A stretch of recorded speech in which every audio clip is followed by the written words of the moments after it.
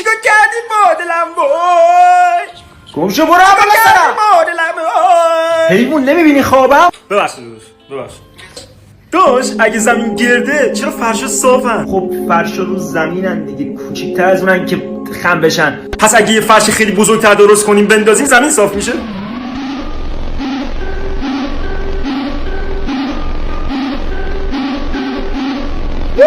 داش هیچ نوزادی تو شکم مامانش گریه نمیکنه. اونا وقتی به دنیا میان شروع میکنن به گریه کردن. شاید از هوای این دنیا شوکه میشن. شاید ما مال اینجا نیستیم.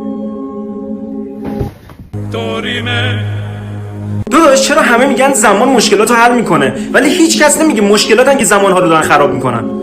قشنگ بود. حالا پاشو واسم آب بیار، سر ترکم کردی خواب بودم.